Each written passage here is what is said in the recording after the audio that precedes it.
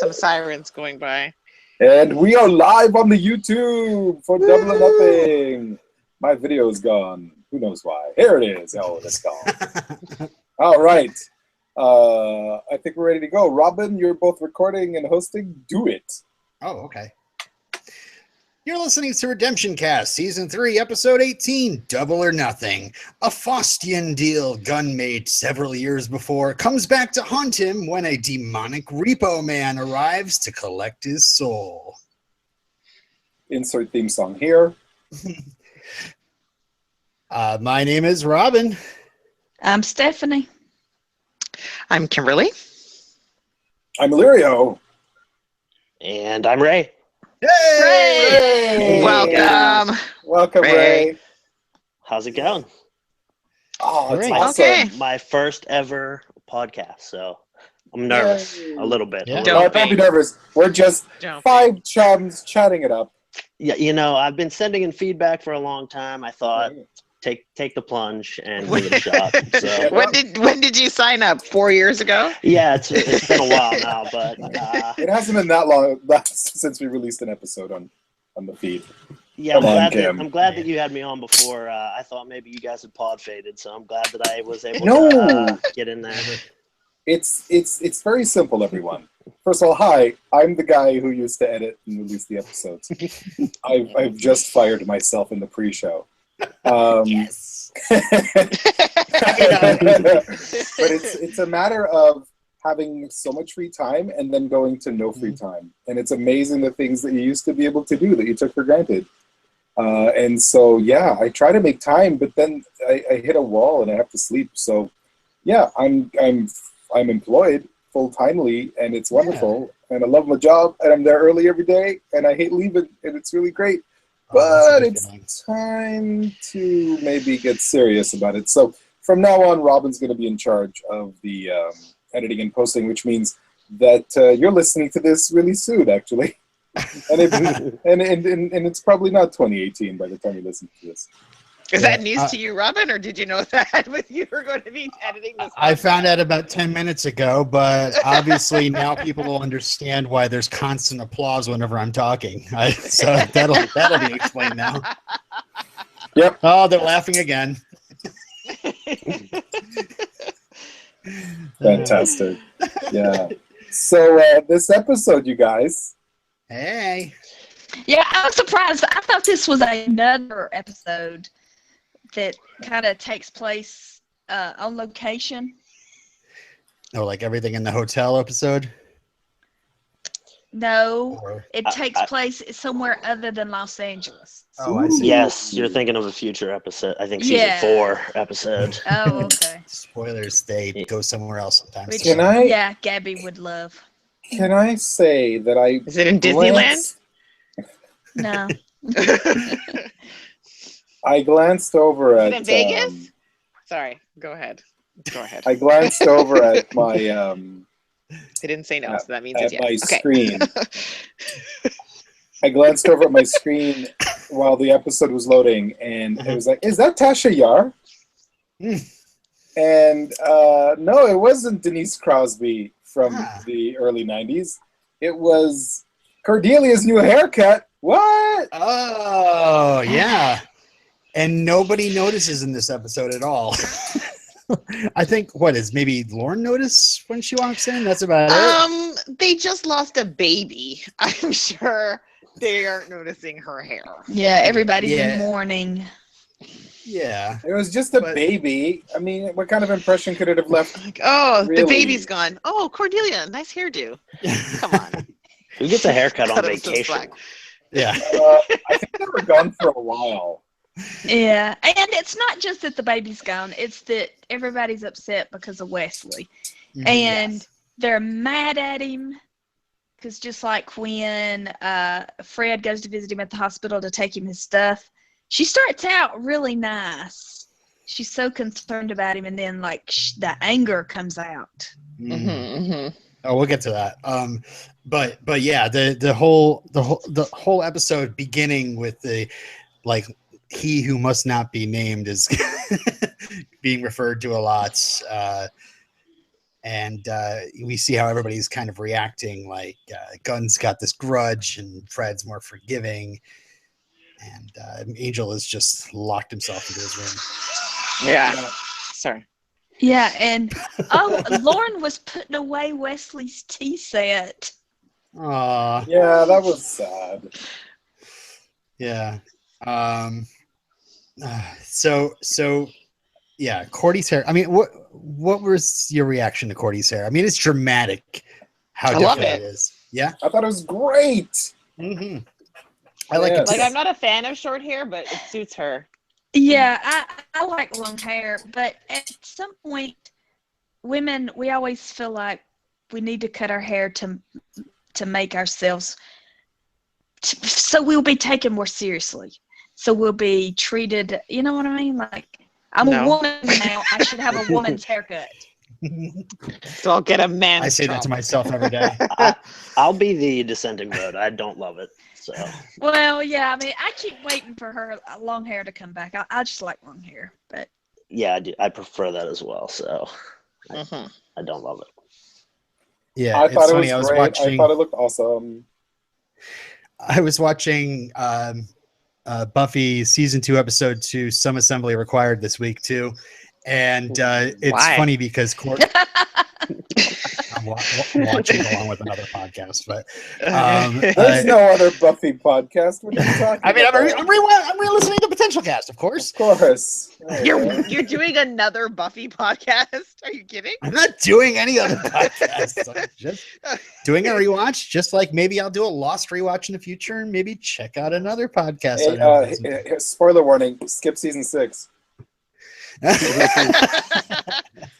Go straight to season 3. But anyway, some Assembly Required is pretty funny. I mean, like because Cordy's got that. She's a teenager. She's got that hair and stuff, and she actually spends some scenes with Angel before any of this Angel investigation stuff happens, and it's just funny. And Angel wears a cream coat. Very weird. So anyway, I don't know what I was talking.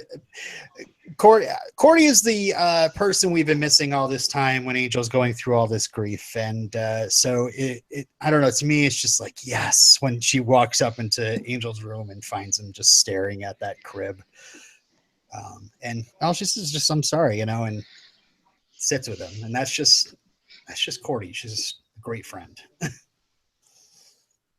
Anyway, smash cut to casino, and we have this guy named Jenoff. He's the boss, and he sends his Guy Ritchie demon to to collect a soul. And you're like, oh boy, he hands him an Angel investigation card. So you're thinking, oh man, Angel's lost like his son. Is he going to lose his soul? At least I think that's what the intention. Were you guys thinking that too, or? Yep. Yes, I was. And I was very disappointed when we discovered that it's not Angel Soul. It's someone else. And I had the misfortune of watching this episode twice. Why did you watch it twice?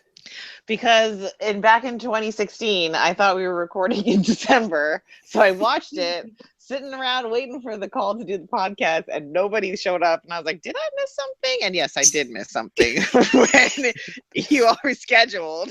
That's right. Yeah. I think we're supposed to record this in December, hey mid-December.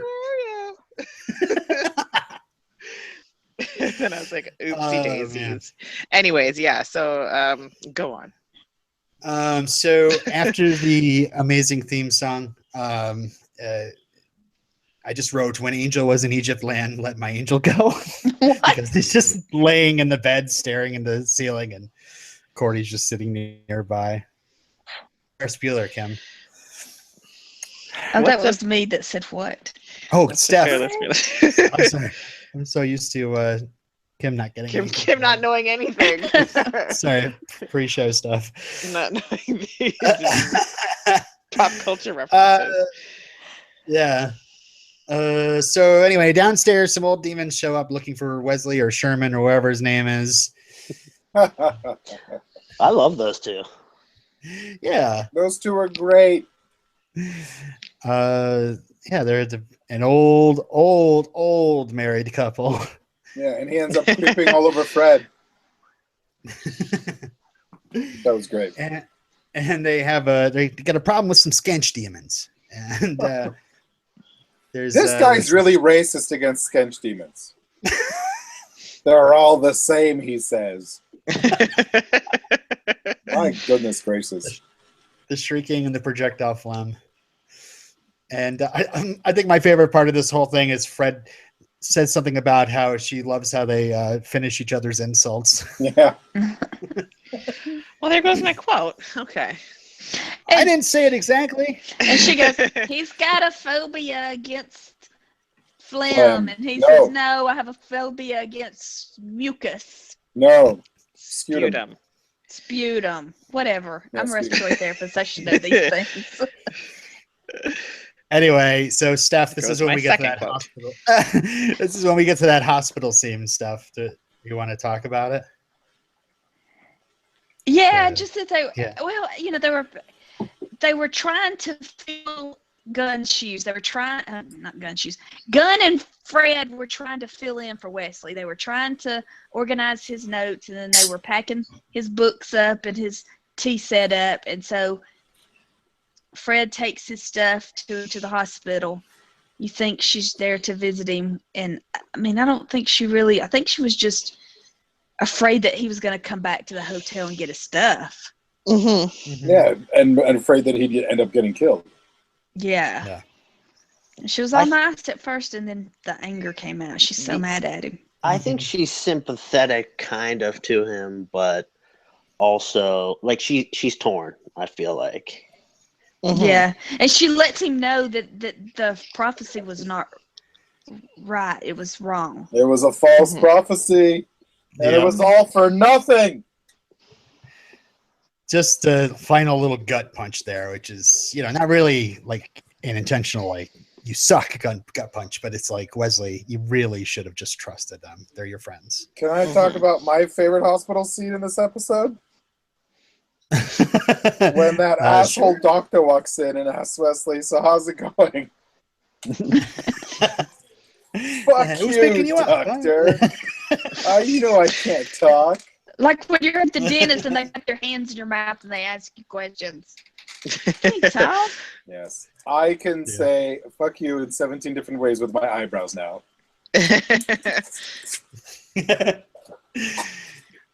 So yeah, but that was so sad that Wesley doesn't have any other friends. No, he has no one. Yeah. No, he was a rogue demon hunter before joining up, so. So then we cut to the Hyperion, and Gru is their new receptionist, and he meets the Repo Demon, who doesn't actually have a name. He's just called Repo Demon in the credits. And Gunn goes and takes care of the old people's phlegm problem, and that's when the Repo Demon shows up. The Snatch Demon. And then we got a cut to 1995, and that needle hits the record, and oh yeah, I'm ready. You know it's 1995. It can't be any other time. So this is the part of the episode where I almost threw my computer screen out the window.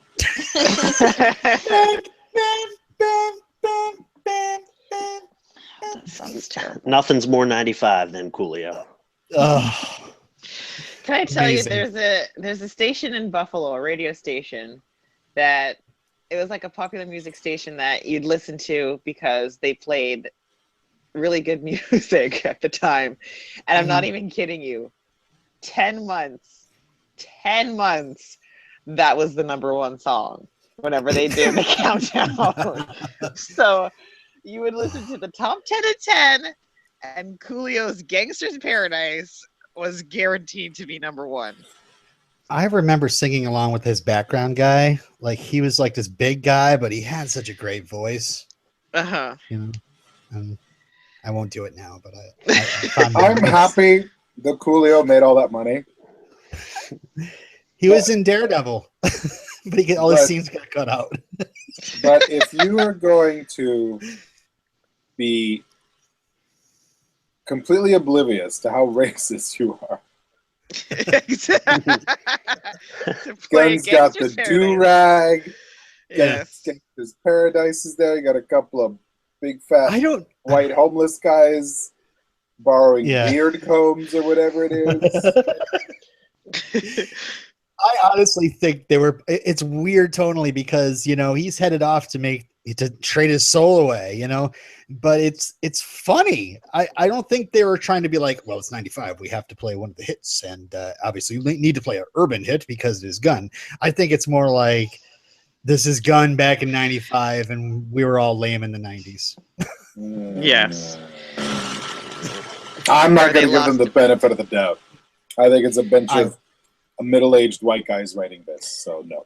Yeah, the writers are not good at Gun episodes.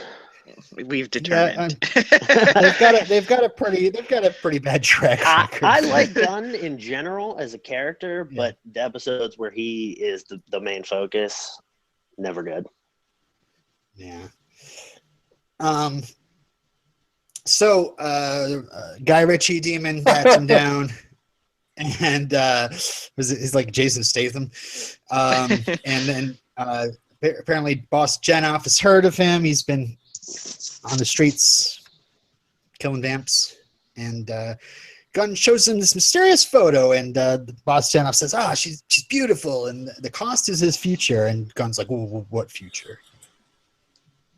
So he makes a little handshake. Janoff's got this little pokey ring to get his blood and slams his hand down on the contract. And the deal is set. Yeah, so the comparison, Gunn didn't think that he had a future. Right. And Angel didn't. Have we got to the part where Angel and Cordy have that conversation? No. Was that early on? No, it's later. It's later. Oh. Okay. But if you want to talk about it now, it's fine. Well, just that's the theme of the episode, that Angel didn't think he had a future, that the baby was his future, and now it's gone. And so they're insinuating that Gunn sold his soul for a girl. Yep. Yeah. Okay. It ends up being dumber than that stuff. But we're not way dumber. I think it works. You see the truck though? Guys. But the whole time I was thinking, Gunn didn't seem very happy when we first met him. Right. He was probably low on sleep, killing vamps all night. Mm-hmm. And the whole sister thing. Yeah. I like how you were comparing it to Angel of the Now, but I had fun thinking about how it compares to how Angel lost his soul, and he traded his soul away for a girl, and because he didn't have a future, he was just drunken lout, and then ends up you lose your soul for the stupidest things, I guess. Mm-hmm. Everybody does. He could have at least gotten like a nicer truck. Yeah. Get a king cab, man. Get a king cab. I think this is really funny why this is happening, because Repo Man here says that the reason why they're calling in the debt is because Gunn is about to give his soul away to some guy named Fred. But it's like something happened where Gunn all of a sudden started having this moment of happiness, and now he's gonna lose his soul. So mm-hmm. I love how it all kind of plays with the angel mythos as well. So there was a moment in this episode when I was really happy. And that was when Gunn dumped Fred. Because I got so angry. I had to walk away. I had to look away. It made me so happy because if I have to watch these two people feed each other waffles and pancakes. I'm so hungry watching. And it's just... I want those. I'm sorry. They are not a cute couple. His acting abilities fall sharply off the cliff when it comes to lovey-dovey. No, they do. I'm sorry. So do hers. You know, oh yeah. And, disagree. and it's Oh just, God. I don't know. I that love Amy breakup Acker. scene when he's making sure everybody can hear and really being awful. Like that was rough. That was stupid. But I saw hope. I was like, oh yeah, no more Gunn and Fred. I'm not gonna have to sit through this shit anymore. It was so intentionally over the top, though. Yeah. If it was true, though, you'd have to sit through the rest of the season them being so awkward with each other. So you knew that it wasn't going to last. She didn't buy it right away. She didn't buy it. Yeah. That's great. That was a great thing about Fred. Doesn't do the typical, like, you know, why is he mean to me? It's more like, I know there's something wrong here. Yeah, I love that part, too. I just don't understand. Do you guys really have a problem with pancake kisses? Yeah. It makes me want to regurgitate everything in my stomach. That's interesting you say that. It makes me want to puke. And sputum it onto the screen. Oh, now there's a correlation between the way this makes you feel to the Skench demons. This episode makes you guys feel like Skench demons, doesn't it? Yeah. I know their That's pain. the worst. Oh, pancake kisses are gross and dumb. Nope. Like even that whole breakfast in bed scene, I was like, this is ridiculous. Yeah. Sorry. Guys. I think it's cute. They're adorable. I think they're trying too hard. I mean, honestly, if there was nothing else going on around this and it was just them being them, I think it would have been kind of like ugh, to me too. But I got into the whole, like, he's acting like it's his last day. Yeah, I think you think on his last day he wouldn't be an asshole. That bothered me. Exactly. Like, really, guy? Sad. You think the best way to deal with this is dishonesty and being a jerk? Yeah, because guys think it's easier for the girl to be mad at them than to be sad. That's dumb. Was that always his plan, though, was to break up with her? Because it seemed like he kind of switched to that once she noticed that something was wrong. I think so. Yeah. I don't think that was his plan the whole time. I think he was his plan was to have a nice last day with her and then go die. Yeah, he went over the top, though, with it. Just way too much. That one insult he throws, I mean, I don't know if it's anybody's quote. You guys have any actual insults that Gunn hurls at Fred as quotes? Because I'd like to mention. Let me look at my list. I don't. I think I have it as one of my quotes, actually. Oh, you do? Yeah. Okay, we'll talk about it later then. I deleted all my quotes. So I will not be quoting tonight. Shoot. Aw. I can send you a webpage. All right, I'll go look for it. Anyways, go on. Angel, meanwhile, is still staring at the crib, and talks about how Connor was going to be a lefty, and it talks about his future. Yeah, just like you were talking about stuff. And if you live as long as I do, you kind of expect to lose everybody. Some definite, brooding, but I think well deserved. He just lost his kid, and I appreciate it's Angel and Cordy, not just Angel. Yeah, monologuing to himself, I guess. I don't know. No, but that's a really good point. I mean, you mentioned this earlier, Robin, but it's true. Those two really play off well together, and there's enough just regular chemistry between those two actors that those two characters have shared moments like this. It was sad. It was sad. Angel was really sad, and he didn't know that kid very long, but I empathized. I like the way too that Cordy she just sat in silence and let him sort of, she didn't push it. She just let him deal with it and just said that I'm here for you and waited for him to open up. I thought that was the perfect way to handle it for sure. Yeah. And then she kind of, we go back and forth between the Gunn and Fred stuff, but back to them, it goes to the Cordy saying the hurt's never going to go away, and he's got it going on, and they're going to help people because that's what we do, and that's when Fred comes in and says that Charles is in terrible danger. That was awesome. Yeah, that whole scene. Yeah, I love how they broke up with me. Yeah, and Angel had no idea. What?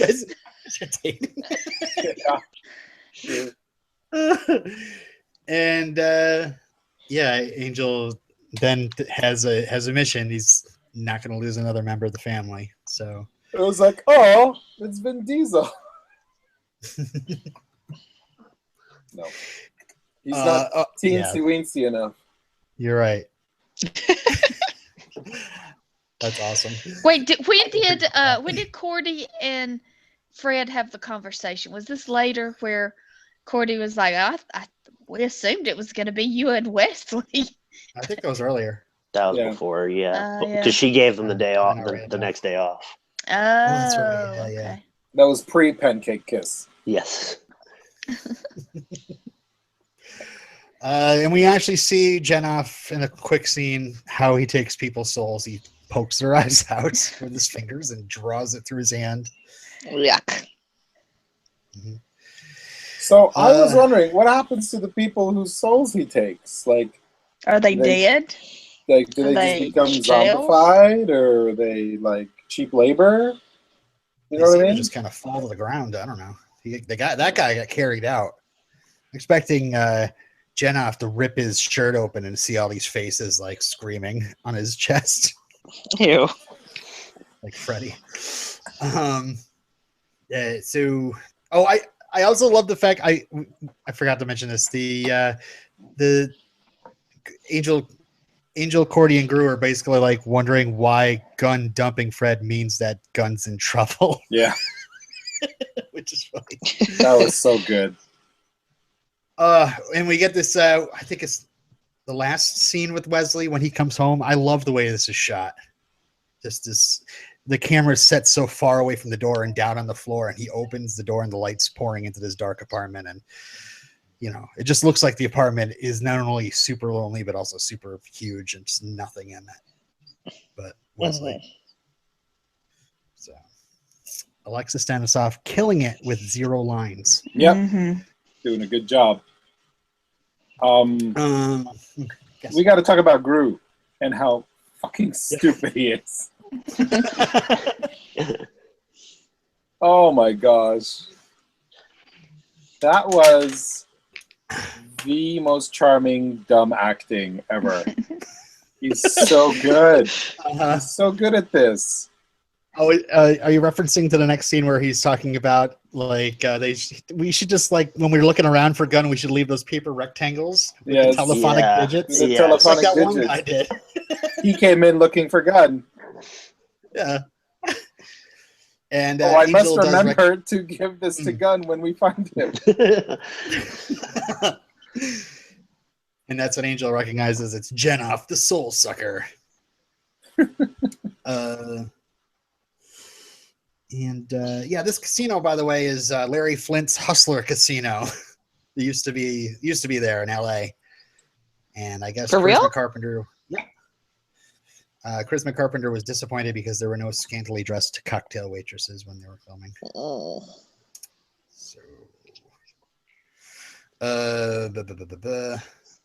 So Gunn is about to get his soul sucked when Team Angel fights their way in, and they're surrounded. And Angel holds Benny the bouncer hostage and makes a deal like, you release Gunn, forget the debt, and you live. What do my notes even say? Well, he offered him his soul. Yeah, double or nothing. And he's like, "Oh, vamps we don't have a title. Souls." Yeah, I could smell you a mile away. I know I'm stealing someone's quote, but the dumbest thing Angel said: "Take a longer whiff." And he tells Cordelia, "If I lose, hit him hard," or something like that. Yeah. Quick. Hit him quick. I love he's got that understanding with everybody, and like Gunn and Cordy especially. Wesley, I think too. Back when they were friends. Yeah, they would just. That if I turn evil, just kill me right off. Also, I like when Angel, as soon as he says the phrase "double or nothing," it's like record screech, like the whole place like turns and looks at him as if that's like the magic words or something. Yeah. And Fred is concerned a lot about this because if Angel does lose his soul, he's just going to kill everybody. That's when he hands Cordy the stake. So the game is, well, just cut the card or cut the deck. High card wins. Boring. I don't want to steal people's quotes, so read anything else here. Let's see. Let's take all skill out of this. You might as well have played rock, paper, scissors. Oh my God. And you know what? I have to give it to the writers. Because as soon as he pulled a 9, you're like, okay, there's going to be tension. Yeah. And then, whoops. It's like a wet fart that runs out of the room when he pulls that 3. And that's when Cordy stakes Jenoff's hand to the table and Angel just beheads him. Yay, he's dead. But then Dun, dun, dun. Jenoff grows another head and it is freaking screaming. So was I. Through it. So was I. I was like, what the creepy. hell? That was super creepy. That's the creepiest thing I think we've seen on this show so far. Yeah, it was good. It was a really good effect. I was like, oh my God. Yeah, great physical effect. Yeah. And Angel mentions that, hey, anybody else owe any money to this guy? I'm trying not to steal quotes. And so everybody jumps on Jenoff and our heroes. And then we have like a giant murder. Oh my God. That was awful. Guys, Angel that was terrible. Angel shuts the basement doors yet again. Yeah, yet again.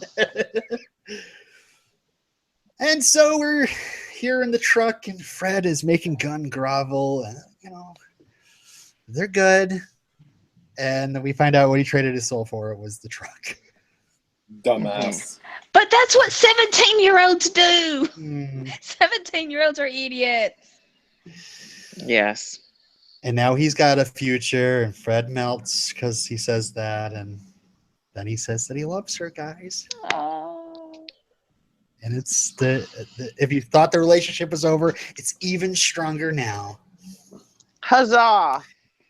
Meanwhile, Angel starts disassembling the crib, and Cordy that leaves was him very to it. sad. And yes, sadness. I'm glad though that we had one episode of Mopey Angel, and we moved on by the end of the episode, because sometimes Mopey Angel can go multiple weeks. So I'm glad that we were able to move on. And we head to Kortoth next week, right? Back to Pylea. Or wait, not Kortoth. Pylea, I was trying to say. Kortoth is the demon, the hell dimension. Back to Pylea for the rest of the season. More dancing. All right. I just have a couple of bits of trivia. And Gunn's demon clients assure him that there's no such thing as leprechauns. And this is kind of a little bit of a running gag.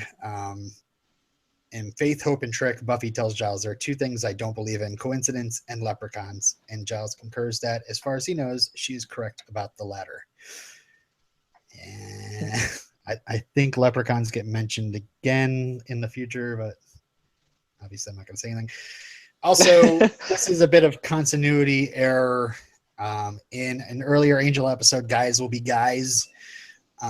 Gunn said Gunn barely doesn't know much more than vampires, and when he goes to Caritas, he's like, what the hell? But in this episode, we see that he's already been to a place called Jenoff's Casino, and so he knew all about demons frequenting large establishments. So okay, yeah. And he just never mentioned to his friends that he sold his soul to a demon at any point. Oh, I did a lot to get this truck. So that's it for the episode. Hell of an episode, guys. So wait around all that time for. It's not exactly one that ends with a holy shit, we gotta get to the next one. Well, I was kind of disappointed at the ending, like after such a great effect of the head growing back, and then they're just like, so anyone else have a debt they need paid or whatever. And I was just like, oh, okay, well, 42 minutes, I need to end it somehow. For a gun episode, it wasn't so bad. Oh God, it could have been worse. That old gang of mine. That's right. Yeah, that old gang of mine was awful. Hey, we got some feedback. Oh yeah. I'm going to read an Did you sign into our email from Tomasz. Delirio? Yes. Did you just sign into our email? Yes, it did. I was getting all sorts of like. That is my phone's name. You sign in. You bring the thunder. I do. I call mine Titanic. Oh, nice. Because it says sinking Titanic every time. Tomasz writes, "Greetings, Redemptioneers. Double or Nothing is a pretty odd and middle-of-the-road episode to me. I always appreciate when Angel and Buffy step aside to give us episodes mainly focused on giving character development to one of the other members of the gang, but this one isn't exactly the Zeppo. I personally think the main plot of the episode would have worked better as a continuing subplot that looms in the background over a few episodes to actually give it some tension.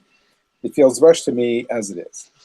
Plus, the actor who played Genov was very good and commanding, and the Lennon Glasses demon was hilarious, so getting more of them would have been awesome. Yeah. Playing Gangsta's Paradise during that flashback might be the most in-your-face cliche thing Whedon has ever done. My palm is magnetically attached to my face during that scene. Boreanaz is absolutely fantastic in this episode, whether he's just staring into space or giving a dramatic speech to Cordy or failing at gambling. The man is killing it. I'm feeling what he's feeling. And as always, Mark Lutz's Gru is wonderful. His pretending to understand what's going on faces when Angel was laying out the plan had me laughing out loud. But let's get to Gunn and Fred's stupid milkshake breakup scene and get it over with. This scene does not work. This scene is fucking broken. So here's Fred's thought process in this scene. Step 1, everything's great, but I'm tired and full. Step 2, wait a minute, things are too good. He must have cancer. Step 3, oh, okay, everything's fine, but my stomach hurts. Step 4, wait a minute, I forgot that I have magic problem detecting stomach powers. Something is wrong. What? And then Gunn has a PTSD attack and decides to be as asshole-ish as possible when dumping her. I guess to spare her from pain? Because obviously being dumped out of nowhere and having him die is much better than just the death part. That's just common sense. Or complete dumbfuckery.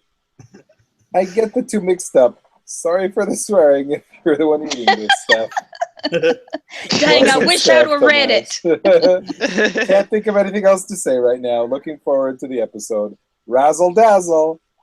Hey. And Bruce writes, bad times for Fred. She hasn't even started getting over Wesley's betrayal of the group before Gunn goes and does the same thing. At least he doesn't have leukemia.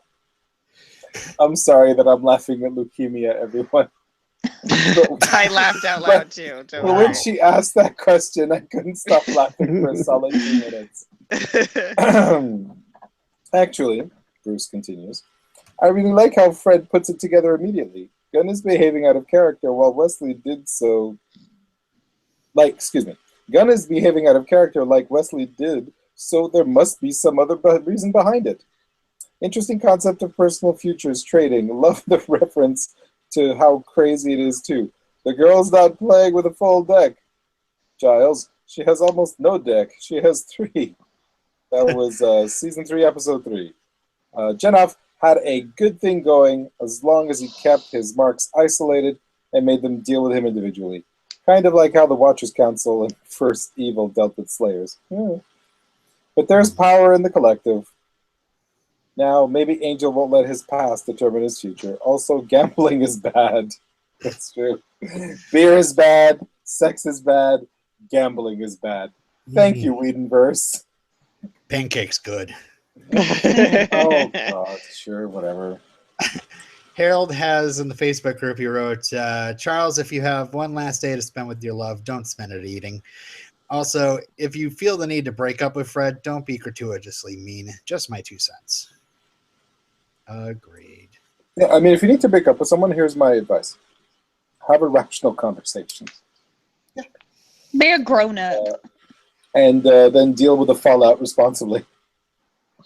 Or never talk to them again. Exactly. Never what, just ghost them? Ever. Just ghost them. Just disappear? No. Yeah. Let's not do that either. Yeah, so thanks for the feedback, everyone. Yeah. Do we have any points, or do we want to rate? I had one more point. The one redeeming aspect of this episode is Gunn walking into that guy's casino on his own, about to face his fate. Yeah, he was brave. I mean, he was a bit of a dumbass before that and treating Fred so horribly, but he was really he was definitely doing the thing. Of course, in the same episode where Fred chastises Wesley for not thinking about his friends first and relying on his friends, she sure lets Gunn off a bit easy for doing what. Of course, Wesley. Of course, Gunn didn't steal a baby, but yeah, it's interesting. Well, he didn't actually steal the baby. He had permission to take the baby. He just didn't take it where he said he was going to take it. You know what I'm saying? Yeah. Ratings? I wish I could bring this point sheet up, but Stephen's 9. All right. Yes. I was going to say I'll go ahead and get it out of the way. Go. I believe I agree with a lot of Tomas's points. David Boreanaz's acting was great. I liked the the theme of having a future. And Gunn didn't think he had a future because when you're 17 years old, and when you're an angel, when you're a vampire, you don't really think about your future. Well, anyway, and for a Gunn episode, it wasn't so bad. But I give it 7 out of 10 small rectangles with telephonic digits. Very nice. Ray? Yeah, I think I pretty much agree. It's not a great episode, and especially the breakup scene is really it brings the whole thing down. But I think that the acting is really great. I love Amy Acker. So her reaction to the breakup and the way that she plays Fred is like really tough afterwards and doesn't buy it. I really like that. I'd say it's a less than average episode though of Angel. If 5 out of 10 is average, then I'll give it a 4 out of 10. Pancake kisses. Well, I'll give this episode the 3 of hearts. Ooh. Just like Angel pulled. A 3? Yeah, I did not like this episode at all. Like the stuff that made it redeeming was everything that we pointed out here. I really hated this episode. I did not like it at all. And the fact that I watched it twice because I last watched this in 2016. It was I had to remind myself of how horrible it was. I just want to move on from this and let's get going. I can beat that, Kim. I watched it twice this weekend just because. Yeah, I mean, it was my first ever podcast, so I wanted to really know the episode. So yeah, it wasn't great either time though. You gonna be guesting on all the casts now? What's the bug gets you? It's I caught a bug. Oh no.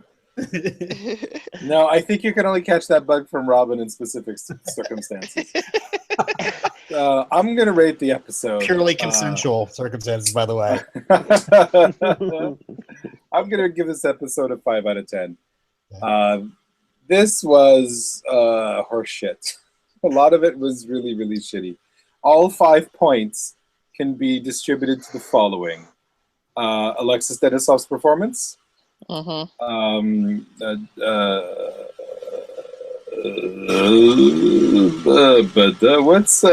Boreanaz's first name?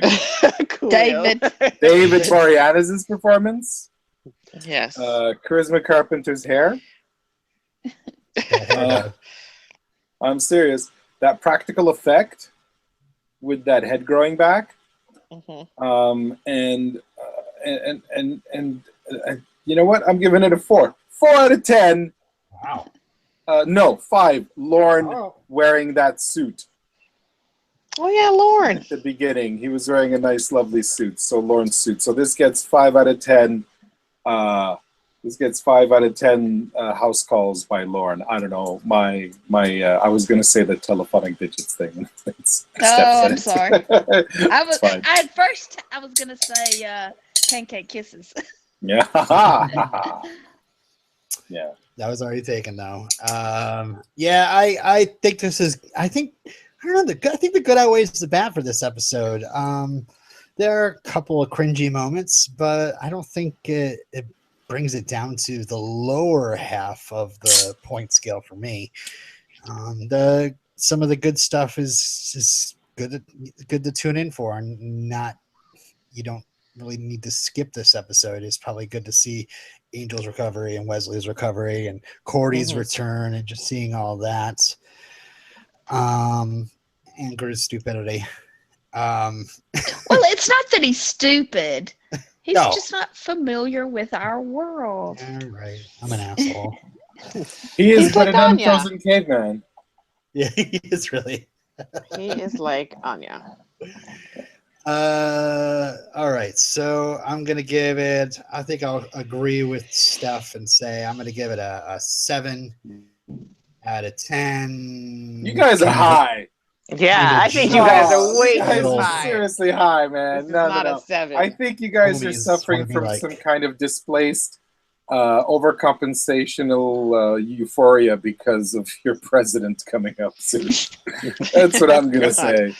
I think this is because of future PTSD. Is what this is. No idea what you're talking about. That's never gonna happen. Yep. Obama, 4 more years. 4 more years. Some miracle is gonna happen. 40 Now- more years. What are you talking about? Now, as for the editing, there's a new guy in town. We're gonna repeal Illyrio Care. Now, what about the Affordable Editing Act? Lock him the up. Affordable Editing Act. That's what I need to know. Because those are 2 separate things, right? Hey, we got a plan. I'm not ready to talk about it yet, but I've been talking to my sons. God. Oh God, I can't even do it without throwing up. Sorry. We got a 5.2. Yay. And You know, is that the lowest of the season? Nope. Provider is lower than that. That old gang of mine, luckily, is lower than that. 4.5. So. Yeah, that is worse. One last thing I wanted to say is that the last bunch of episodes, like leading into this one, were really kind of fast-paced. All the stuff with Holtz, all the stuff with Sajan. Yeah. So I do think that you need to they can't all be like that, you know. So I do think that Yes, they can. I get what they were trying totally to do. You need to kind of take a breath every once in a while. I think leading into this last group of episodes here for the season, they tried to take a little bit of a breath here, and it just didn't work. I don't think the standalone story wasn't good enough. I totally agree, because now when you're watching TV today, shows today, because people, Netflix and binge watching, I think things are more serialized to the point where they're like, okay, they don't really do standalone episodes anymore. I think with new shows. Mm-hmm. And watching things like, again, the show's not even that old, 15, 20 years. It's just like, oh, to me, like, oh, this is just so boring. I couldn't watch this week to week. I'm like, yeah, you could have, because that was the only way you could have watched it. So I think, I think you guys are grading on a curve, but again, I still think 7's a bit too high, but whatever. Unfortunately, you're right. We are graded on the curve. I mean, at least I am. I just love these characters, and I love it. It's like, oh my god, we're recording again. Yes. I can't give it anything Angel less again. than a Yay. 7. I can't do it. Yeah. I'm with you. I do Agreed. love the characters. Yeah, I like Angel more than Buffy. I'm one of the, I guess, weird ones that that does that. There are us. I love that. There are I love weirder the ones. Angel. People watch Buffy and don't even watch Angel at all. Those are the weird ones. Yeah, I agree. That is weird. You have anything to? Oh wait, we have to do quotes. Yeah, we're gonna do quotes now. Quotes. Okay. No. Hey, that's what we thought about the episode. You can let us know what you think by sending us an email at RedemptionCast@gmail.com. You can check out the Facebook group, facebook.com/groups/potentialcast. We're not renaming the group, so forget it. We're on the Twitter at RedemptionCast and RedemptionCast.blogspot.com. It's gonna be a power seize. No, that's not what's happening in the slightest. You've been promoted. You haven't been crowned God King. Okay? All right. So you can just sit your wannabe Pharaoh ass down. I just want to make this podcast great again. Oh my god, please don't. Please stop. Yeah. So send us feedback, let us know what you think, and you can address all complaints with regards to episode release schedules to Robin now. He's in charge. And rightfully so. Quote time. Guest quote. Go. Okay, I got a gun one. Her name is I'm a real woman, not a stick figure. Get the picture? Oh, That's so rude. Cruel. The worst. I'm sorry, but fuck you, Gunn, for saying that. It's fucking cruel. Yeah, he that was a little bit that holstered. You know what I mean? Like he was thinking about that even before. he knew the one thing that would that she was most insecure about, probably. Guys, but he's not wrong. Oh, God. Right, guys? No, don't say that. I love it. I love Amy Acker. I've already said that. Okay, fine. Are we being recorded right now? Let's talk truth.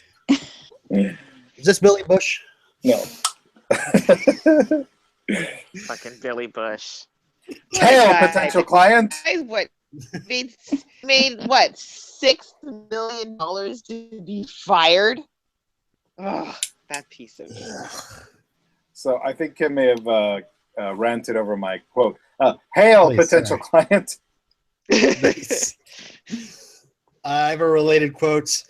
He is very fortunate to have such a woman looking after his weapon. I'm not touching that one. I have no quote now. Aww. Hail to you, potential client. I have that there. Mm-hmm. I have a couple. I have a couple. Son. You can act like a man. Wait, no, that's Godfather Part 1. Never mind, everyone. I'm sorry, I get them confused. Yeah. Charles, do you have leukemia? Sorry, it's so bad. It was a truck. I was 17 years old and I sold myself for a truck. Not this truck. Don't go dissing my girl. Oh, Charles, your soul wasn't worth air conditioning. That was good. That was funny. Exactly. I think this quote actually sums up the episode. Tell me why are we so blind to see that the ones we hurt are you and me? Oh God, I'm done. Good night. Namaste. What's on the slate for next time, Robin? Oh yes, Well, we'll tell Kim when we see her again. Next time. We have 48 episodes left. We have 4 episodes left in season 3, and the next episode is called The Price. It's not P-R-Y-C-E, so it's not the Wesley Wyndham Price, but it's P-R-I-C-E. We get a new character. Yes, Vincent Price. I was gonna say spoiler. Is his last name Vega? I really hope it's Vega. And he just stands there looking confused, holding his coat over his arm. That would be awesome. Hey, Ray, thank you so much for coming on the show. Thanks. Oh, no problem. I had a great time. Usually I just yell at my radio, and now I yelled and you guys actually answered back, so it was great. Yes. Stop yelling. Yeah, we're going to cut all that yelling out. Yeah, Just okay. so you know. Thanks for joining us. Oh my God, No Steph, problem. you just reminded me. Never mind. What? You just reminded me. So I was like, what's she talking about? Oh. This is how she reminds you? Yeah. Now I want that Nickelback. Of what I really am. You know what? It's become a national joke to say you hate Nickelback. Yeah. Oh, it's international, nationally. It's we say it over here too. Yeah, we Americans don't like Nickelback either. Coolio and Nickelback, what a podcast. And nobody likes I would Train listen to it. either. I like Train. Why do people hate Train? They have a song on the Smallville soundtrack, so I'm okay with them. Well, my newest favorite artists are still July Talk. If you haven't listened to July Talk, you're a chump. Go listen to July Talk. Whoa. Really? Yes. Call me out like that? Yeah, I'm telling you. Go listen to July Talk. Best. Sad if you don't listen to July Talk. God. Yeah. Oh my God.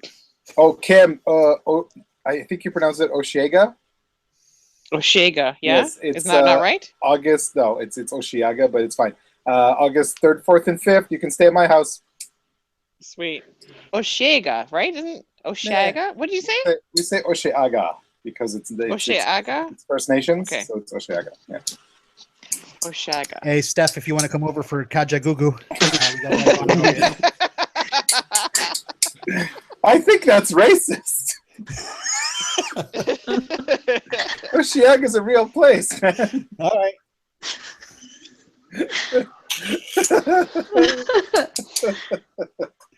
Goodbye, All right. everyone. Bye, everybody. Bye. Namaste, y'all. I'm going to stop the broadcast now.